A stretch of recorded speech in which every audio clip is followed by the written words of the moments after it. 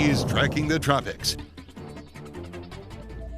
Good Saturday morning, everyone. Storm Team 8 meteorologist Amanda Hawley here with a look at the latest advisory from the National Hurricane Center. I'm joined by meteorologist Lee Spann, of course, Storm Team 8 meteorologist Amanda Hawley here as well.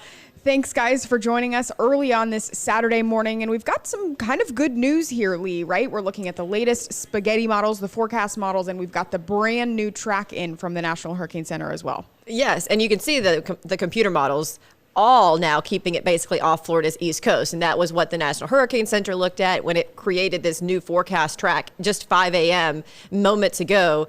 It's still 140 mile per hour sustained winds, and you can see that clearly defined eye. It's stressful when you see a storm that's so clearly defined and well formed.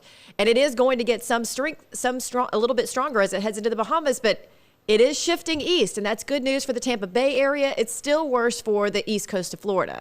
Yeah, that's right. You know, the trends, at least this morning, have shifted a little farther east, and that's why the cone of uncertainty there has shifted a little farther east as well. Now, the trends, of course, could shift back. So the peninsula of Florida, they're still not out of the question because a lot of the peninsula is still in that cone. Of course, the center can still go anywhere within that cone. But if the storm stays farther offshore, if the center of the storm stays offshore and kind of creates a Matthew scenario, we could be looking at a storm that stays stronger a little longer, and that would cause lasting impacts to at least the East Coast. Of course, it would mean less impacts for us here on the West Coast in Tampa Bay, which is good news for those folks, you know, kind of concerned, but still looking at a potential dangerous situation. We're not out of the woods just yet because there are several models still that the National Hurricane Center noted in their discussion that still bring it over the peninsula. So not out of the woods. We've just seen a shift this morning, a trend towards the east, which hopefully it continues to do so.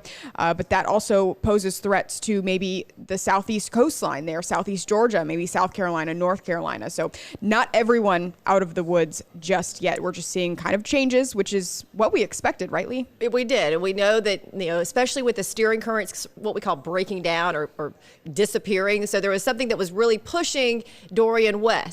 Well, what's pushing it is weakening. And so then it just kind of gets buffeted around by, you know, the portions of the atmosphere, and that's when it starts to slow down. That brings the heavy rains to the same areas over and over. And if it does track right up Florida's east coast, keep in mind that the north side of the center, as it moves north, that's the onshore wind. So basically that would mean that along Florida's east coast, if it takes this track, everyone would end up getting a storm surge, because as it moves north, that north side where you get the winds off the Atlantic would push the water farther inland. So as the eye moves north, everywhere just north of that eye would then get some semblance of a storm surge. And that's one of the problems with it paralleling a coastline, is that a lot more people get into that storm surge threat. That's right. And we've seen this along the East Coast several times in the past couple of years. We did see it with Matthew. There was a big storm surge, especially up near Jacksonville, the river there. But all of those little inlets, the canals, the water just gets pushed up onto the coastline. And of course, we've had those higher than normal tides as well. So we could be talking about coastal erosion.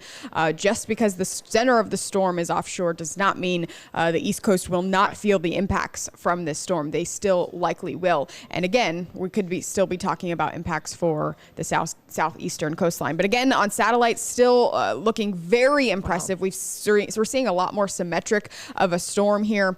Good outflow. The eye, of course, very, very well defined. That's indicative of that strong storm. But the hurricane hunters have not been in since the last update, so they're kind of basing their estimate right now off of satellite, and they say that the satellite picture has not really changed, which is why they kept their sustained winds at 140 miles per hour for Hurricane Dorian. And again, we've got just about 2,000 viewers right now on Facebook Live. If you have some questions, we can hopefully answer some of them.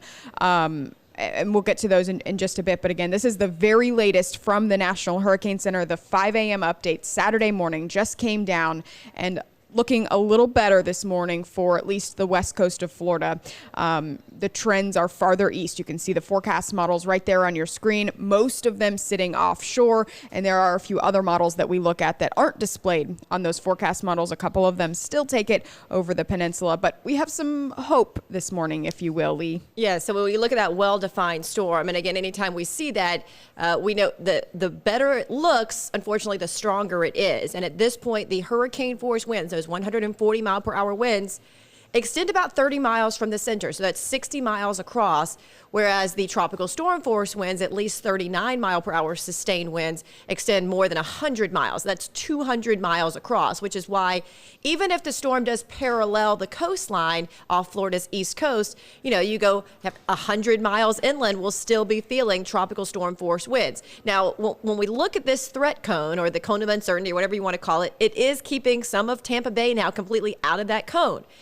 But we're talking about small differences, and with the steering currents as weak as they will be Monday into Tuesday, that storm could drift a little bit farther west before it starts heading north. And that little bit of a drift, even a few miles, would mean the difference of getting 39 mile per hour winds in somewhere like Polk County and getting 100 mile per hour winds. So you may think, okay, we're out of the woods now. And as Amanda said, that's not true, because, what we would even consider a good forecast, 50 miles away, like we would think that was a good forecast. But the impacts that could change in that 50 to 100 miles, it's pretty significant for us anywhere in the state of Florida. And let's get a little technical here, Lee. When we talk about the center of a strong hurricane like this nearing a coastline, there is a little bit of a frictional effect that sometimes tends to pull that center in just a little bit. Now, we did not really see that with Matthew. I think Matthew was just far enough offshore that the land didn't really kind of pull that center in. But if that's the case with this storm, if the center gets a little closer, we sometimes see that effect. Yes, and then then we're talking about multiple small landfalls all the way up Florida's coast, possibly up Georgia's coast, possibly up South Carolina's coast, and then even into North Carolina. I mean, if it just kind of bumps along the coastline, it never completely loses that pull off of the Atlantic, those warm waters, Right. And then it also brings the eye wall, those strongest winds, onto land. So it's really sort of the worst case scenario, because it doesn't get to weaken because it doesn't come all the way onshore, but it's also not far enough offshore to keep the strong winds offshore. So we're hoping that it continues to trend east, and that would put fewer and fewer of the U.S. citizens in the threat cone in the strongest winds, because those are going to be on the north and east side. So the more people we can get on the west side of this storm, the better. Right. A lot of people asking about South Carolina. A couple people talking in the comments about Myrtle Beach. You guys aren't out of the question, never really were. Right. At this point, especially with this trend farther east, we could be looking again at that southeast coastline impacts as it moves, possibly just kind of skirts the coast just like Matthew did, but still a little too early to tell. But that's just the trends heading towards this morning. A couple people also asking about, should we put our shutters up in Northport, or should we not put our shutters up now? And really, even if we were looking at the same situation we did 24 hours ago, it's still too early to put those shutters up in Northport. Still too early to make that call. First of all, you get very hot in your house because it's going to be near Yes. record heat today and tomorrow. 93. The record today is 95 in Tampa for those of Tampa Bay viewers. So if you're trying to trim trees or put those shutters up, you're going to have to take breaks in your AC when you can, because it is going to be a really hot day, which is why I would suggest maybe waiting at least until tomorrow if this forecast track even changes and you want to put those shutters up. You do not want to box in your house with record heat out there. Yeah, so lots to think about over the next couple of days. We're still talking about the storm slowing down. That's still in the forecast, which means we still will be dealing with this storm for a longer period of time. But the farther it stays offshore, the less impacts the Tampa Bay area. We'll see the less rainfall and, of course, the lower wind speeds as well. But again, just the trends this morning. So, and I did notice in that forecast, sorry, Amanda, No, you're that good. it looks like now it is moving a little bit faster from Tuesday to Wednesday. Now it has that forecast track Wednesday morning, at least in North Florida. Yesterday, we were thinking that in the Tampa Bay area, Central Florida, we would still be feeling possibly tropical storm force winds through Wednesday. But it does look like it might be picking up just a little bit, so that now it's more all day Tuesday. And then Wednesday, we start talking about places like Savannah, Jacksonville, and South Carolina. Good to know. Timing will be key with this, especially just in preparing, but as well as, for those people who have to sit there and kind of ride out the storm, the less time we have to sit there and ride out the storm, the better everyone will be. But a lot of people asking about Jacksonville. Jessica Ann saying, what about Jacksonville? Jacksonville's not in the clear just yet. We're still talking about significant impacts to the eastern coastline, especially the East Coast with those winds kind of pushing all of that water on shore. You're talking about high winds, a lot of rainfall, and the storm surge threat, as well as possible, water spouts moving ashore from that northeastern quadrant. Yeah, anytime you get an onshore wind flow which is going to happen on the north side of wherever the eye is, that's where you get that surge of water coming off the Atlantic. You get water spouts that come from the Atlantic onshore on that East Coast. And that's also going to, Amanda mentioned it earlier, the canals that normally feed into the water get pushed back in. So that's where you start to see some inland flooding. Not only are you getting inches of rain, but the water that normally would flow out into the Atlantic can't get back out there. So it builds up, and then inland areas anywhere along canals and rivers start to see those waters go outside of their banks, because not only are you getting the influx of water from the Atlantic, but you're also getting the heavy downpours. Right. And Linda keeps saying, no shutters in Northport. Should we put our shutters up in Northport? Not at this time, Linda. You're okay right now. Right now. Sit tight. Just sit tight and keep in tune with our updates here. Orlando's still not out of the question, especially, Central Florida and off towards the East Coast. You guys will still likely see impacts, even if this storm sits just a little bit offshore. You're still going to see those impacts. Lee was talking earlier about how far those winds extend out from the center. This is not, the worst of the impacts are always right near the center. That's where the highest wind speeds are. That's where the Category 4, the 140 mile per hour sustained winds right near that center in what we call the eye wall that just surrounds that clear spot on satellite. But we still see the stronger winds. They weaken as you go away from the center of the storm, but they're still strong. I mean, tropical storm force winds, a sustained 40 mile per hour wind, that's a pretty good wind. I mean, we see gusts like that in the summertime here in Florida, but when we talk about a sustained wind, it can be a lot. And we also have the soggy ground, as we have mentioned, I think every Tracking the Tropics. We've already exceeded our yearly average rain in the Tampa Bay area. So our ground is completely saturated. So the ground is looser, I guess you can say. The soil is looser. So now you add more rain and even a 39 mile per hour wind, which is a tropical storm force, that could bring some of those trees down because the roots aren't as secure. And then it falls on power lines. Now you're out of power for days. So that's what happened a lot in Irma.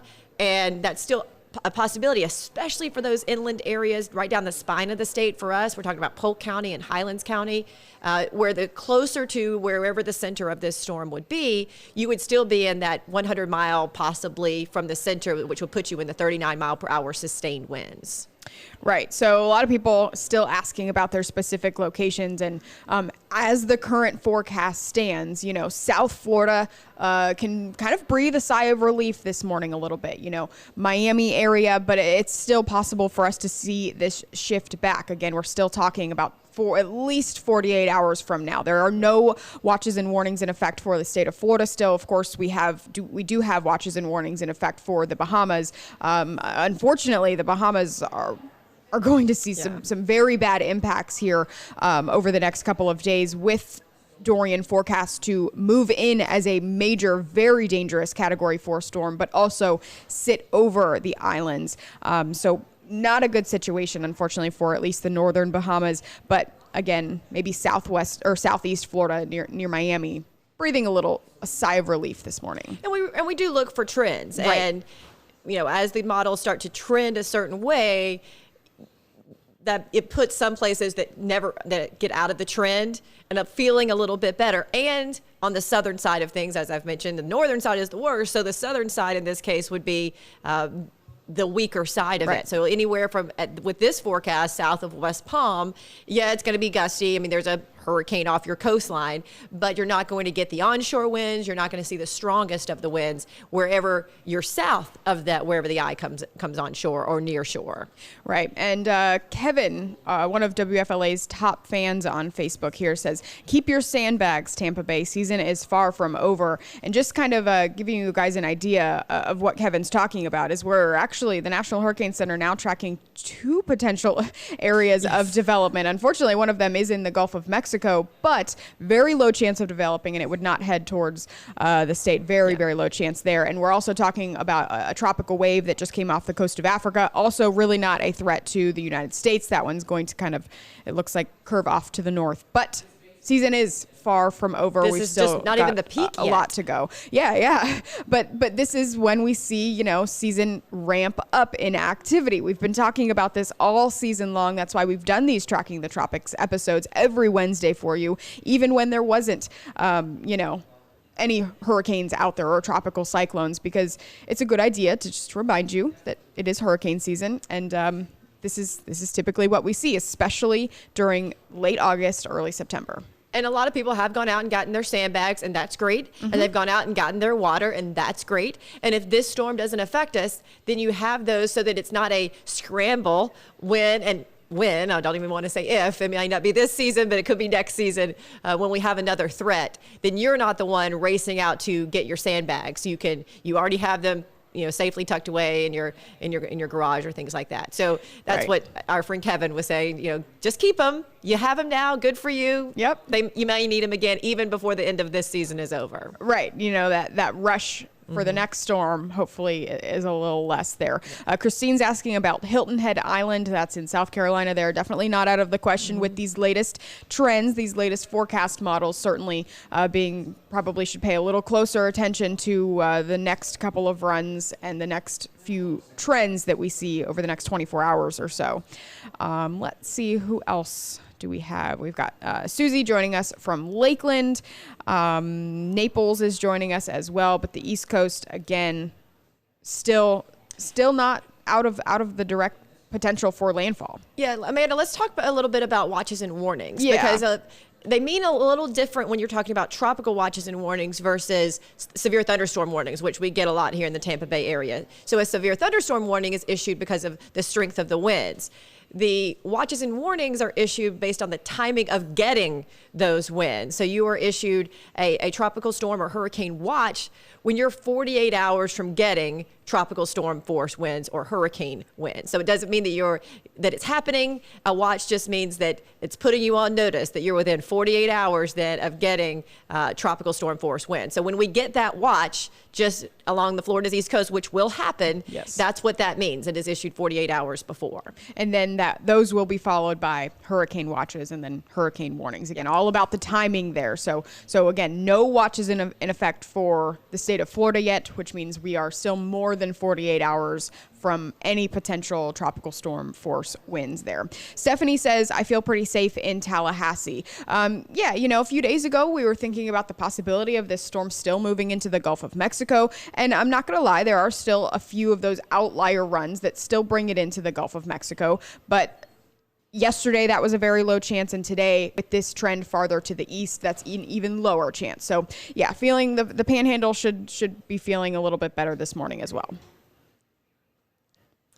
So this is, again, the latest forecast track. You can see the Bahamas. A lot of people take vacations in Nassau and Freeport. Those cruises go out there. And notice how it's not a lot of difference in speed or in position, I guess, between Saturday morning and Sunday morning. Sunday into Monday. Mm-hmm. But then it does sort of begin to pick up speed as it begins to move to the north. And that's why we're looking, for the Tampa Bay area, this would be more of a Tuesday night into Monday night. We could probably even be seeing some gusty winds Monday night, but more of a Tuesday event, all day Tuesday. And by Wednesday, it's to our north. And once the system gets to our north, for us here in Central Florida, we get a breeze off the Gulf of Mexico, and our impacts actually start to really wane pretty quickly. Mm-hmm.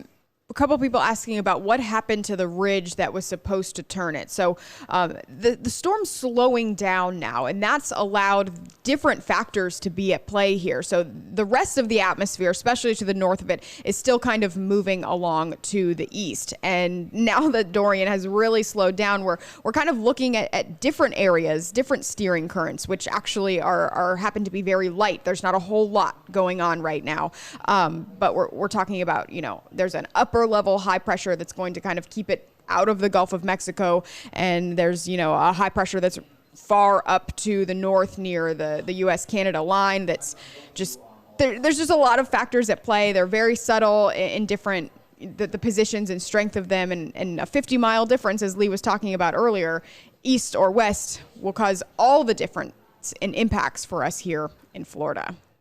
So there is still, for his question, there is still that Atlantic high. Yes. That's still pushing it west now. It just begins to weaken. Right. Because the system started to move slower, it had time to weaken. And when it weakens, it sort of shrinks in size, basically. And that allowed that storm to follow north. And then other systems, as Amanda was saying, start to impact it. Right. Yeah. So everyone, we've been talking about this Atlantic high, the ridge and the Atlantic, and we've been talking about a high pressure kind of building in the western United States and those kind of factors. But now we're talking about a couple more, and maybe we can bring some different graphics in later episodes today to kind of show you that atmospheric setup that we're looking at today going forward, because it has changed just a little bit. Still talking about the areas of a high pressure, though. All right, Amanda, I am going to step out. We have a newscast on our WFLA News Channel 8 television station here coming up in just a little bit, so I'm going to be live there. Amanda's going to keep you updated on tracking the tropics, and we're glad for all of you who are paying attention. And if you, for those of us that are maybe a little less of a threat, and for those of you who may be even more of a threat with this shift to the east, we want everyone to stay prepared, and that's why we're glad that you're watching and keeping updated. Yeah, thank you so much, Lee, and I'm sure we'll be seeing more of you later today. And of course, we've got the rest of the Storm Teammate team on the way in, as well as other meteorologists joining us. But thanks again, Lee. Yep. We really appreciate it. Mm-hmm. See you in a bit. All right, guys, just to give you an update, if you're just joining us on Facebook or this app or this mobile or this website, we have the latest in for Hurricane Dorian. This is the latest from the National Hurricane Center, the 5 a.m. advisory. Again, that is a full update. That is a track as well as those wind speeds and the movement there. And you're looking at the latest on your screen right now. This is the latest satellite. We're looking at a very impressive satellite for Hurricane Dorian. It's a major hurricane. You can see that very circular eye with zero clouds in the middle of that eye. And all of those things just really indicate a very strong storm. So still a Category 4 with wind speeds of 140 miles per hour. That pressure came down significantly last night. It is now down to 948 millibars. It did go through that period of rapid intensification. And let's talk about a couple different terms here. We may say the term rapid intensification over the next 48 hours. We may say the term eye wall replacement cycle. And those are things and processes that tropical cyclones go through, especially major hurricanes, well-structured hurricanes, and they cause a little change in the inside structure of the storm. So rapid intensification means that the storm obviously goes through a period of, it's pretty self-explanatory, rapid intensification. It did that yesterday. We went from a pressure of 972 millibars down to 950, and that was an extremely incredible drop in pressure, which means that the wind speeds gain strength. We're now at a Category 4, right? Now, an eye wall replacement cycle actually does a couple different things to the center of the storm, the structure of the storm. The ring around the middle, that eye wall, that the area where we see the strongest winds, that kind of starts to collapse in on itself when a new eye wall starts to form, and the storm sort of weakens a little bit at the beginning of that eye wall replacement cycle.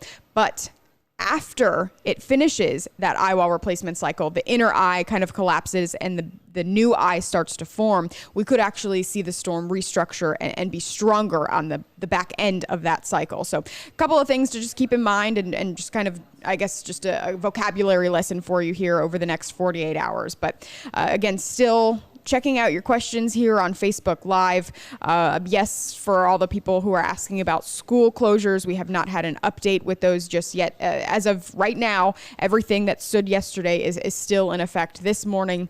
I don't know if they will decide to change that. Of course, Tampa, at least the southern edge of Pinellas County, we're talking about most of Sarasota County now not technically being in the cone of uncertainty. And of course, that western edge of Bradenton County, or Bradenton and Manatee County as well, not in the cone anymore. But this is just kind of the trend we've seen over the past 12 to 16 hours, which is a good trend. We like to see this trend. This is a good news trend for the state of Florida, but we're still talking about impacts to the East Coast.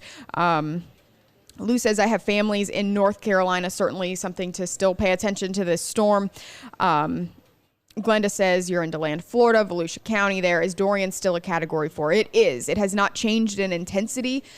With this 5 a.m. update, they've kept it sustained right where it is, 140 miles per hour sustained winds. The National Hurricane Center, the Hurricane Hunter planes have not been in the hurricane since last night, since the last advisory. So they've kind of been checking out satellite to estimate that wind speed there. And it hasn't really changed on the satellite picture. It still looks very strong, very healthy. And that's why we're keeping it at a major Category 4 hurricane right now. Paula kind of is asking about, how can we really trust these models? The track models have really, really improved just in the past 10 years. We've done a really good job. And, that cone is it extends 200 miles on either side of the center of the cone at the very last marker there. And a 400-mile wide error may not, it kind of seems like a lot, and it looks like a lot visually when you're comparing it to the state of Florida.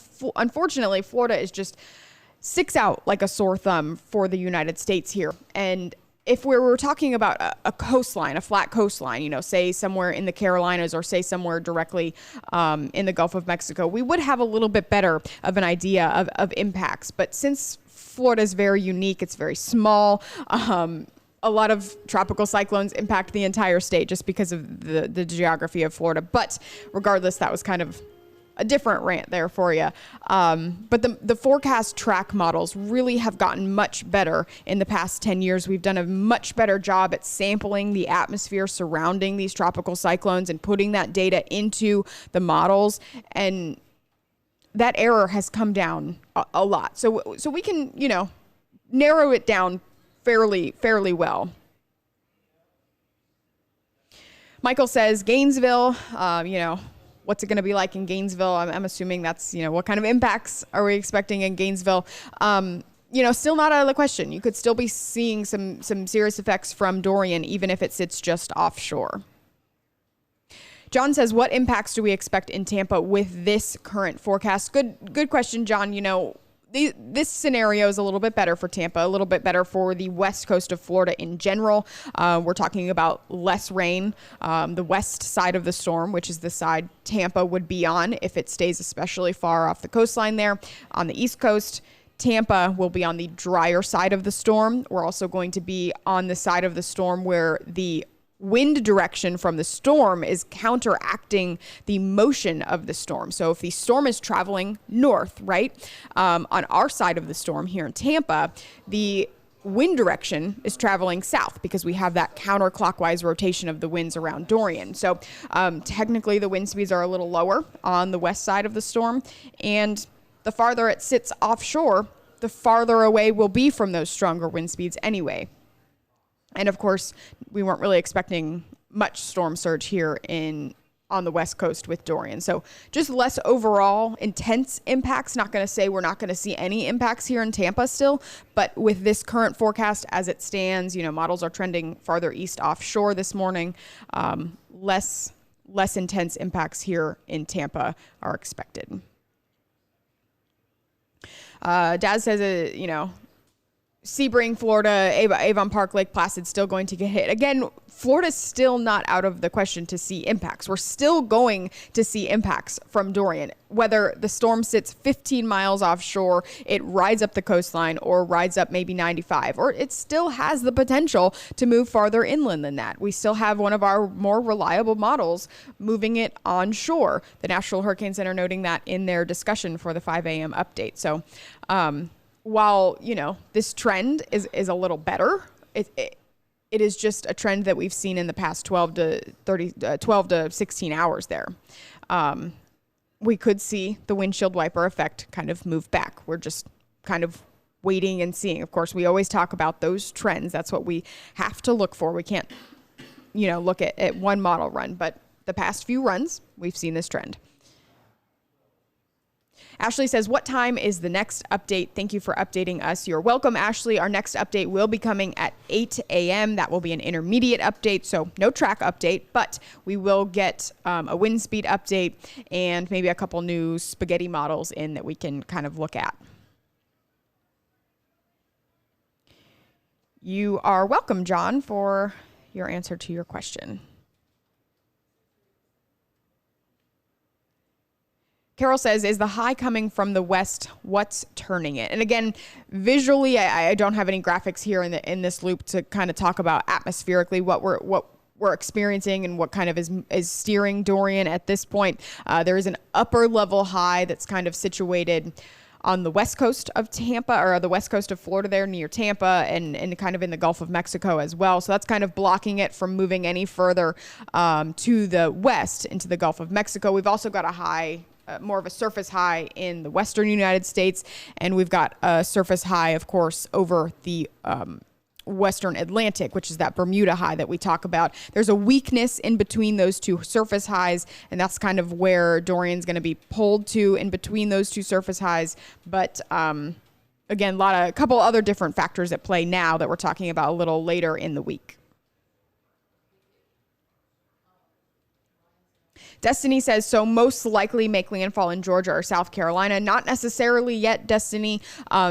It's a possibility, yes. And are the chances of that higher today than they were 24 hours ago? Yes, of course, with the current forecast track from the National Hurricane Center.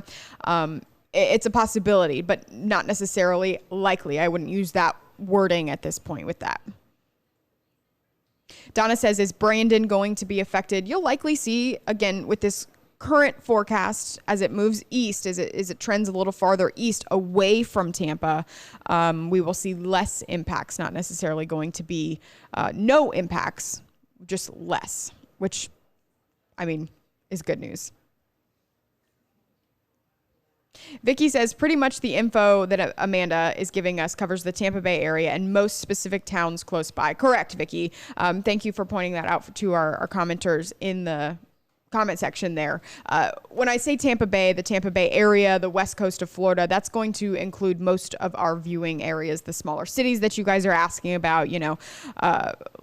There's a lot of different specific cities everyone keeps asking about. So when I say Tampa, when I say west coast of Florida, I'm kind of including us all in that group, because at this point, it's still okay to do that. We're I would say north of Tampa, Pasco, Hillsborough, or Pasco, Hernando, and Citrus County, you guys would likely see some more impacts than our southern counties, Manatee, Sarasota, and our inland counties as well. Highlands, a little less impacts there, but still possible to see impacts. And of course, Polk is even closer to where that center of the storm would be, so you guys would see a little more impacts. But generally speaking, right now, it's still too far away to talk about those specific impacts. Yvette says, how about Kissimmee, Florida?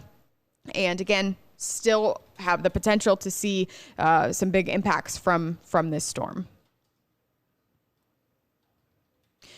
Sage says, Melbourne here, right on the coast. I would still be preparing there, Sage. Still not out of the question. The coastline, the east coastline with this current track, even if it goes right through the center of that cone there, which is not likely because we're still going to see changes over the next couple of days here. But even if it goes right off the shore, if you were here for Matthew, you can kind of compare it to that situation. Matthew kind of just rode up the coast just offshore there and clipped South Carolina in a couple different places. But and that's possible for this storm to do that as well. But I mentioned earlier about kind of just technically speaking, when a tropical cyclone gets closer to land and it's kind of nearing that coastline, sometimes the coastline actually, with frictional effects, kind of pulls in the center of the storm. So something to keep in mind as well. Some of those wobbles that we see, especially with these larger, more intense hurricanes, we see sometimes wobbles, in the form of 10 to 15 miles, which maybe might be a lot when it's sitting over open ocean, but when it's only 15 miles off the coast, that could mean a lot in impacts along the coast. So we've got about 1,000, almost 1,200 viewers right now on Facebook. I'm going to hop off for now. It's about 5:34. Again, this is the latest from the National Hurricane Center. This was our 5 a.m. update, but we are going to get another update coming at 8 a.m., and I'll have another meteorologist joining me as well on that stream. And we're going to talk about the latest updates then and kind of digest some of the newer model runs that come in between now and then, and keep chatting about some impacts and keep chatting about your questions that you guys have. So I hope that you join me then. Until then, we're going to leave this loop up. So if you want to tune back in and check out what the current satellite looks like, we're going to leave that up for you. I know it's a major hurricane, but it's something that it looks very impressive on satellite. You don't see these large, very well-structured storms this often. I mean, we've seen them in the past several years, but they're just sometimes neat to look at and sometimes neat to see how they kind of move across the Atlantic there. Anyways, I am going to again sign off for now. You guys are welcome for the updates. I appreciate you guys for joining us. I know it's Saturday morning, so we'll probably have, a little fewer people up this early on a Saturday morning, but maybe a few more people coming, joining us online at 8 a.m. and we'll have some more questions being answered that people kind of think of. So for now, going to leave it with you guys on the full loop of this satellite, the track, and the forecast models. I will see you guys at 8.